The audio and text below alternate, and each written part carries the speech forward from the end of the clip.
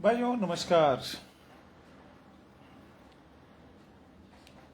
अभी लोटन से, जनपद सिद्धार्थनगर लोटन से एक खबर प्रकाशित हो रही है, या खबर अभी चल रहा है। आंदोलन दो पक्षों में जमीनी विवाद को लेकर कहा सुनी हुई और बात मारपीट पर आ गई और दोनों पार्टियों में जम के मारपीट हुई। तो एक तरफ कमजोर लोग थे, संभवतः एक ही दो लोग रहे हों, और दूसरी तरफ कई लोग थे। तो जो अकेले रहेगा वो तो मार खाएगा। इस तरह से एक पार्टी को बुरी तरह से चोट लगी है। मैंने दोनों वीडियो भी शेयर किया है। और उस घायल व्यक्ति को लेकर लोग जिला अस्पताल आए थे। पता चलता है या चल रहा है कि उसकी मौत हो गई। और लोटन चौराहे पर बीच सड़क में लाश रखकर लोग न्याय की भीख मांग रहे हैं, आंदोलन कर रहे हैं, रास्ता जाम है। और थानाध्यक्ष लोटन को सस्पेंड क्या कहते हैं, वहां से तबादला करने की बात कर रहे हैं। फिलहाल समस्याएं जो भी हो, लेकिन मैंने वो वीडियो देखा है और पूरी बात तो मैंने सुना नहीं। राकेश यदुवंशी जी ने शेयर किया था, तो उन्होंने लिखा था। और सड़क पर वो तिरपाल हरा वाला लटका हुआ है, उसको मैंने देखा है वीडियो में। जाना चाह रहा था, लेकिन दुर्भाग्य से पेट्रोल पंप पर गया, गाड़ियों की लंबी लाइन रेला है और तेल मिल नहीं पाया। मैं वहां नहीं जा सका, और जाके भी क्या करूंगा। बात तो वही बताना है जो मैं यहां आपको बताने वाला हूं, यही बात मैं वहां करता। हाँ, बस इतना ही है कि वहां भीड़ का जब रील और रेला बना के दिखाऊंगा तो थोड़ा सा लोगों का वो मेरे उस पर व्यूज बढ़ जाएंगे। तो मैं हर दिन कुछ बोलता हूं तो उसका उद्देश्य लोगों को व्यूज बढ़ाना आता है, या समझते होंगे। व्यूज बढ़ाना, टीआरपी बढ़ाना, लाइक और कमेंट। आई थिंक फेसबुक से आमदनी भाई कौन नहीं चाहता है, सभी चाहते हैं। मैं चाहता हूं कि आपको वो कमियां पता चले, आपको वो व्यवस्थाएं पता चले कि व्यवस्थाएं होती क्या है। सड़कें हमारे यहां टूटी फूटी हैं, और समस्याएं आज जो देख रहे हैं लोटन में, उससे ज्यादा समस्याएं हर जगह पूरे क्षेत्र में, पूरे जनपद में है। जनपद ही नहीं, पूरे प्रदेश में है।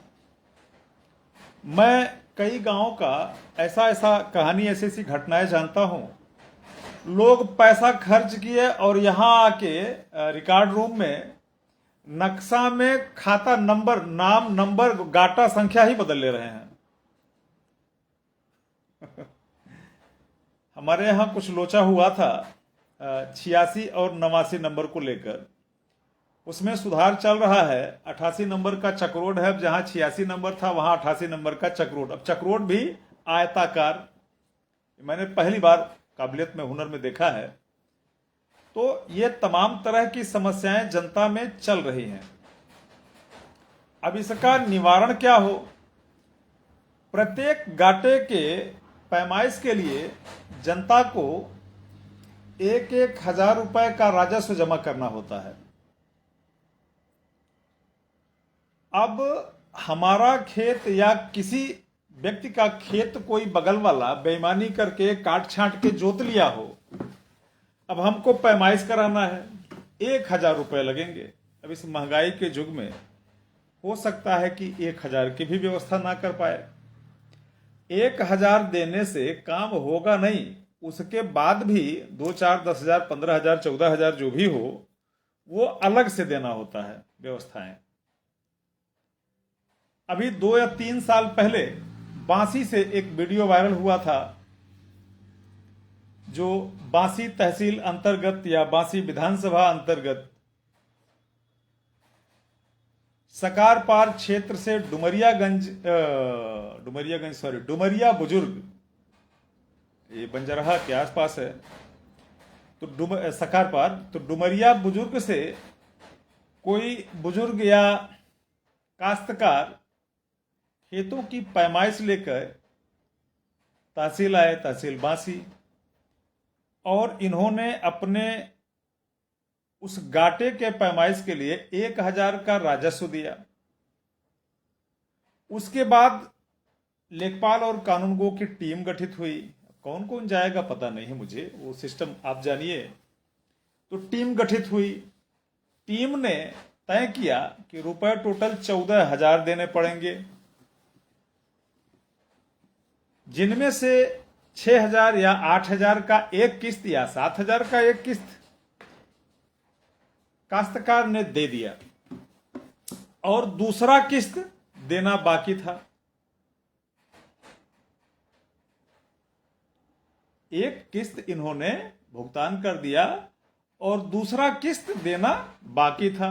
वो दूसरा वाला किस्त वो देने तहसील पहुंचे, और बेटा उनका मोटरसाइकिल से लेके उनको गया था। बेटा कहीं बगल में बैठ के मोबाइल चला रहा था और पिताजी पैसा दे रहे थे। तब तक लेखपाल की निगाह उस मोबाइल पर पड़ गई। लेखपाल साहब को लगा कि हो सकता है कि बच्चे ने वीडियो तो नहीं बना लिया, और यह शंका के आधार भाई मोबाइल मांग के देख लिए होते, डांट देते कि आपका काम मैं कर रहा हूं, फिर भी आप वीडियो बना रहे हो, का भाई 14,000 दिए हो, आपके पक्ष में काम हो जाएगा या न्याय हो जाएगा, थोड़ी जल्दी कर दूंगा, बस इतना। लेकिन शंका के आधार पर वो वीडियो चेक भी नहीं किए, और बाप बेटों को लातों जूतों घूसों से खूब जम के पिटाई किए, और हुआ कुछ भी नहीं।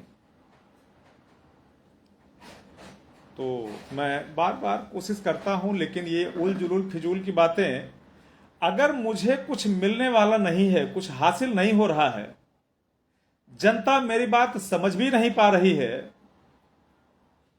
देने के लिए 35,000 चंदा दे देंगे, 10 प्रस्तावक भी नहीं मिलने वाले हैं, पार्टी वाले मुझे, मेरे जैसा व्यक्ति को पार्टी वाले लाने ही वाले नहीं है, तो फिर मेरे हर दिन ये पैसे खर्च करना, तामझाम डीजल पेट्रोल बेवकूफों जैसे धूप में दौड़ना, ये कोई बुद्धिमानी का काम मुझे नहीं लगता। तो अगली जो भी समस्याएं हैं, अब मैं ये कहता हूं, या मेरा मानना ये है कि अगर सरकार जनता को या जनता से चुनी जाती है, जनता के लिए चुनी जाती है, लोकतंत्र जनता के लिए बना है, तो होना क्या चाहिए कि हमारे यहां चकबंदी विभाग है, और चकबंदी विभाग में ऑलरेडी अभी तो सरकार नियुक्तियां कर नहीं रही है, हर जगह से जो रिटायर हो गया पद खाली, पोस्ट खाली, बाद में वो डिपार्टमेंट ही तोड़ देंगे। और हम कोसते किसको हैं? वो 70 साल वाले सरकार को, जिसने 70 साल राज किया है। हर गलती के लिए हम जिम्मेदार उसको मानते हैं। तो ये 70 साल की वो लुटेरी वाली पार्टी ने तमाम तरह के व्यवस्थाएं दिया, तमाम तरह के सिस्टम दिए, और उस सिस्टम में ये एम्प्लॉय नहीं तैनात कर पा रहे हैं, क्योंकि इनको जनता को व्यवस्था नहीं दे रहा है। कहीं जितने सरी उतने तरी, जनता को जितने ये भूजेंगे, जितने परेशान करेंगे, जितना जनता उतने भाजपा मोदी मोदी करेगी। अब इसमें भाजपा कहां से आ गई? आज सिस्टम भाजपा के हाथ में है, सत्ता भाजपा के हाथ में है, और जिन दो पार्टियों में लड़ाई झगड़े हुए, उनमें से अगर जनता को न्याय क्या कहते हैं, कानून और व्यवस्थाएं दुरुस्त होती, तो आदमी सबसे पहले थाने पर एक तहरीर देता कि साहब ऐसी ऐसी बात है, हमारा इतना जबरदस्ती कब्जा कर लिए हैं। तहसील में वो शिकायत करता, तहसील से लेखपाल चले जाते, थाने से 2 सिपाही ले लेते, भाई जहां से जो है वो नाप के पैमाइश करके, क्योंकि ये टेक्निकल लोग हैं, और वो पुलिस प्रोटेक्शन है कि लोगों में आपस में हाथापाई ना होने पावे। तो आज ये बच्चा चाहे घायल है या इसकी मौत हुई, ये दोनों काम नहीं होता।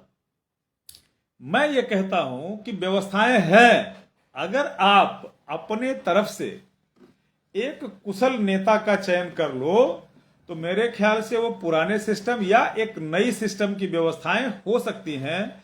हर 10 साल में चकबंदी विभाग से लोग जाके पूरे जिले की जमीन को नाप कर सबको व्यवस्थित करके आएंगे। पूरी ईमानदारी से गारंटी मैं लेता हूं। मेरे देख रेख में, मेरे निगरानी में ये व्यवस्थाएं होंगी, मैं करूंगा। और हर गांव पर ये जाके जिनकी जितनी संपत्ति है उतना वो नाप के निकाल के आएंगे। बहुत कुछ होगा, तो आप अपने घर पे एक लोटा पानी पिला दीजिए, पैसे एक नहीं लगने हैं, ये मैं गारंटी लेता हूं। लेकिन चंदा देकर ही आपको मुझे लड़ाना पड़ेगा। मैं अपने जेब से पैसा खर्च करके आपको ये व्यवस्थाएं नहीं दे पाऊंगा। तो जब भी, अच्छा ये व्यवस्थाएं हैं, अगर यहां काफी दिन हुआ, चकबंदी 1972-75 में तो पैदा भी नहीं हुआ था, लेकिन नेपाल में आज भी ऐसी व्यवस्थाएं हैं। मैं कई गांव का देखा हूं हाल कि हर 10 साल में, 5 साल में, हालांकि काफी दिन वहां भी हो गया, क्योंकि जब से ये उतार चढ़ाव हुआ, ये तमाम तरह के लोकतंत्र जब से कायम हुआ, राजतंत्र था, तो वहां हर 10 वर्ष बाद, हर 10 वर्ष में हर गांव का सर्वे होता था। कहीं नापिया है तो अब की घर पट्टी न पाए, तो अब की का कहना जग्गा धनी गांव का खेती बाड़ी, तो नापी आता था। वहां खेती बाड़ी जिनकी जितनी जो जमीन है, नाली है, चकनाली, चकरोट जो भी है, वो सबको नाप के और चिन्ह लगा के, निशान लगा के जाते थे। अब मैंने किसी का खेत ज्यादा जोत रखा है तो मेरे ऊपर जुर्माना लगाते थे वो, और जहां से उनका है वहां से उनका, और जहां से मेरा है वहां से मेरा, ये पैमाइश करके निशान लगा के वो चले जाते थे। गांव भर के सामने ये काम होता था। जो जोत रखा है उसको लोग बेईमान और शर्मिंदगी, बेईमान कहते थे तो शर्मिंदगी महसूस होती थी। इसके नाते लोकतंत्र जनता की व्यवस्था के लिए हुआ, और ये जो लोकतंत्र में आमदनी आती गई और चोर उचक्के, बेईमान लोग, धूर्त लोग, मक्कार लोग शासन में बैठते गए, ये उनके नाते अव्यवस्थाएं चल रही हैं। क्योंकि अगर वो सत्ता से उतर जाएंगे तो वो जेल जाएंगे, उनको पता है कि वो अपराधी रहे हैं। इस नाते वो कुर्सी पर बने रहने के लिए साम दाम दंड भेद जितनी कलाएं हैं वो सभी लगा दे रहे हैं। अभी तमाम लोग हैं वो जो नीले कबूतर लोग कहते हैं, भाई हमारे भीम आर्मी, ये 36 क्या कहते हैं, अभी उत्तराखंड से एक वीडियो वायरल हुआ। उसमें कुछ बच्चे, छोटे छोटे नन्हे मुन्ने बच्चे, ये भीम आर्मी के, कैंडल मार्च निकाल रहे हैं कि ब्राह्मण तुम यूरेशियन हो, यूरेशिया जाओ। अब यूरेशिया कहां है पता ही नहीं है। इनको कैसे पता चला? जो बच्चे पढ़ रहे हैं, छोटे हैं, या दलित भाई, इनको अगर ब्राह्मण यूरेशिया चला जाए तो इनकी व्यवस्थाएं सुधर जाएंगी। अरे आज भी लठ खा रहे हैं और कल तो ये ऐसे कूचे जाएंगे कि इनका अकल ऐसे ठिकाने आ जाएगा। पूरी धरती पर लड़ने वाला, व्यवस्था करने वाला दो ही लोग हैं। अभी क्षत्रियों का नाम तो रहा ही, लेकिन आजकल ये भी बड़े मक्कार होते चले गए हैं। इनको भी अभिमान हो गया कि हम तो क्षत्रिय हैं, अब जहां चाहेंगे वहां, जिसके चाहेंगे उसके सर पे, जिसके चाहेंगे उसके मुंह में, ये कर ही रहे हैं। ये होना नहीं चाहिए। आज भी धरती पर जो भी सात्विक विचारधारा के ब्राह्मण बचे हुए हैं, ये सिर्फ उनकी सोच है कि हमारे यहां पशु पक्षी, दूब चींटी, सबको न्याय मिलना चाहिए, सबको जो जिनकी जो स्थिति है वो सबको भोजन की व्यवस्थाएं होनी चाहिए। ब्राह्मणों ने, जिनको आप धूर्त मक्कार लालची बोलते हैं, ब्राह्मणों ने सड़क से एक पत्थर उठा के लाया और उस पर वो कहीं शंकर भगवान हुआ, दूब अक्षत और बेलपत्र अधिकतम, इससे ज्यादा कुछ नहीं चढ़ाना था। शंकर जी को दूब अक्षत और बेलपत्र, इसके अलावा फूल का भी वर्णन नहीं है। बेल चढ़ाना, फूल चढ़ाना, गन्ना चढ़ाना, भांग धतूर क्यों चढ़ाना? क्योंकि भांग धतूर चढ़ाने का रिवाज तब पनपा जब चूंकि लोगों को पता है कि भगवान भोलेनाथ भांग ज्यादा खाते पीते थे, तो भगवान भोलेनाथ को प्रसन्न करने के लिए भांग और धतूर चढ़ाना शुरू किए। भाई काहे को प्रसन्न करना? मैंने तो आज तक कभी भगवान भोलेनाथ को प्रसन्न करने की बात नहीं सोची। प्रसन्न वो लोग करते हैं जिनको उनसे कुछ मांगना होता है। जरूरतें मुझे भी है, लेकिन उस पत्थर के सामने मांगने से क्या फायदा है? क्या देगा भाई? अब ये कहना थोड़ा सा लगता होगा कि जैसे अहंकार हो, लेकिन ये बातें अहम की नहीं है। हमारे एक राष्ट्र कवि दिनकर जी ने लिखा है कि अगर मंदिर के दरवाजे पर पूरे दिन फूल पत्र और क्या कहते हैं फूल और बेलपत्र लेके हम बैठे रहें, अगरबत्ती कपूर लोहबान सुलगा के, उससे कुछ होगा नहीं। अभी जून का महीना, मई जून आने वाला है। तो मई जून के महीने में खेतों की जुताई करनी है, समय से धान की नर्सरी लगानी है। यानी कि अगर आप मंदिर के दरवाजे पर बैठे और कपूर अगरबत्ती फूल बेलपत्र लेके करो, पूजा करो पूरे दिन 4 महीने, तो क्या आपके खेतों की फसल लहलहाएगी? जितनी मेहनत, जितनी मन्नतें आप मंदिर के दरवाजे पर चौखट पर बैठकर जितनी अगरबत्तियां सुलगाएंगे, उससे आधी मेहनत भी अगर आप अपने खेतों में उस ढेला पूजने में करेंगे तो संभवतः है आपकी तरक्की बोलेगी। तो कवि जी ने लिखा कि पूजे अगर खेत का ढेला तो शायद कुछ पा जाएगा, और अगर मंदिर के दरवाजे पर बैठा रहा तो अंत समय में पछताएगा। वो बातें सत्य हैं। ऐसे ही नहीं, तमाम प्रमुख कवि हैं, राष्ट्र कवि हैं, सबको राष्ट्रीय पुरस्कार मिला, राष्ट्र में राष्ट्र कवि होने का सम्मान मिला है। ऐसा नहीं है कि इनमें, इनके तथ्यों में, इनके बातों में कोई दम ही नहीं था। बहुत कुछ है। आज अगर मैं जो कह रहा हूं, अगर ये बातें आपके समझ में आ जाए तो बहुत कुछ होगा। लेकिन हमारी दुर्गति ऐसी है, हमारी बुद्धि आज ऐसी है, हम सच्चाई इस नाते नहीं देख पाते कि जो मक्कार हैं वो धर्म का चोला ओढ़कर बैठे हैं, और ये धर्म ही है जो हमें अंधा बना रहा है। ये धर्म का प्रोपोगंडा छोड़िए और जो सत्य है उसको खोजिए। जब हम व्यवस्थित होंगे, हमारे घर में पेट में दाना होगा तो भगवान का भजन भी काम आएगा। और अगर पेट में दाना नहीं होगा तो व्यक्ति धर्म नहीं देखेगा, सबसे पहले वो भूख देखेगा। तो बार बार कहना वही है, सोचना वही है, अपील जनता से है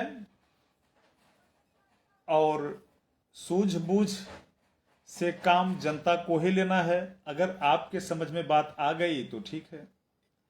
हमारे एक बड़े भाई हैं, वो मैंने एक पोस्ट डाला, हमने कहा कि भाई आजकल तमाम लोग उस नाव पर, मतलब जिस नाव पर सवार हैं, वो जानबूझकर उसी नाव में छेद किए बैठे हैं।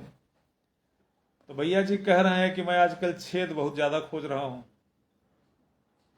हमारे तमाम ऐसे मित्र हैं कि आज जो 70 साल वाली लुटेरी कांग्रेस पार्टी को कोसते हैं, उसमें तमाम कमियां निकाल रहे हैं, वो स्वयं उसी कांग्रेस पार्टी के दी हुई पिताजी के पेंशन से हर दिन शाम को रोटियां तोड़ रहे हैं।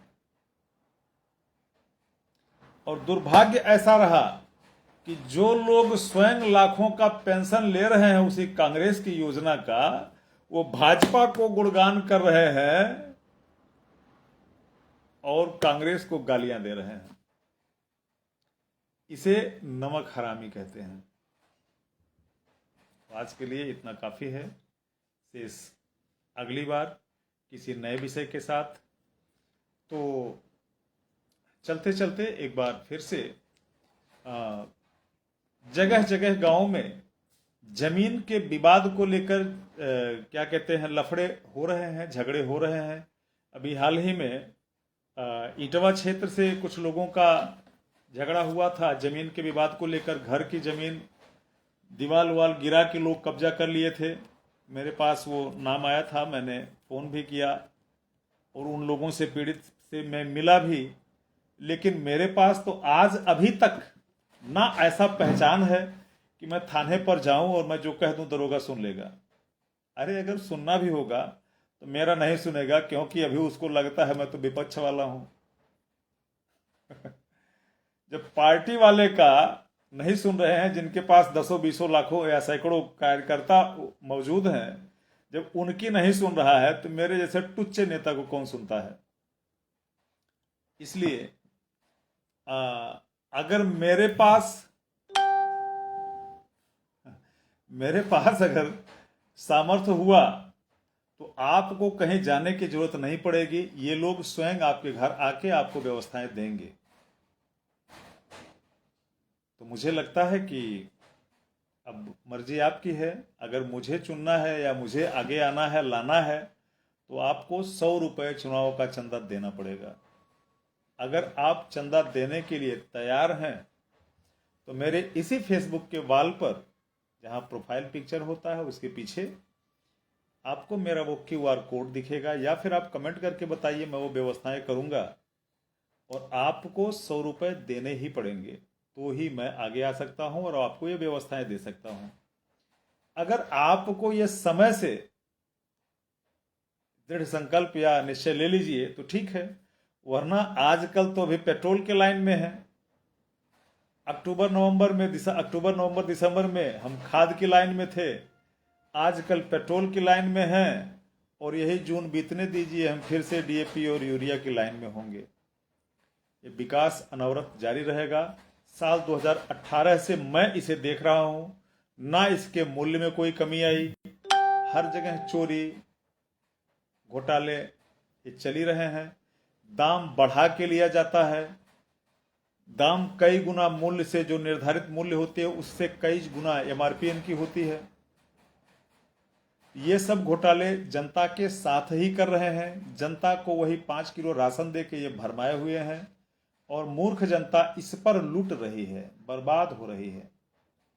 आज जो तमाम लोग पंडित जी लोगों पर उंगलियां उठा रहे हैं, वो सबसे पहले अपने गिरेबान में झांक कर देखें। गांव में जितने प्राइमरी विद्यालय हैं, सब में सिर्फ दलित के बच्चे ही पढ़ने जा रहे हैं। मास्टर साहब की सैलरी लगभग लाखों रुपए है, और बच्चों से आप गिनती पहाड़ा पूछ के देख लीजिए उनकी क्या स्थिति है। उनको सिर्फ दोपहर के भोजन से ही मतलब है, ये उतने के लिए ही उस विद्यालय में जाते हैं। शेष मैं अपने गांव के प्राइमरी विद्यालय का ही पढ़ा लिखा व्यक्ति हूं,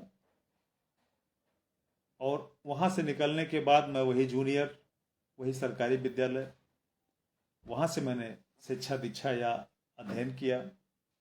आज आपके इस अंतर को खोज पा रहा हूं। समस्याएं जो भी है उसका समाधान मेरे पास है, लेकिन जब आपके समझ में आए तब।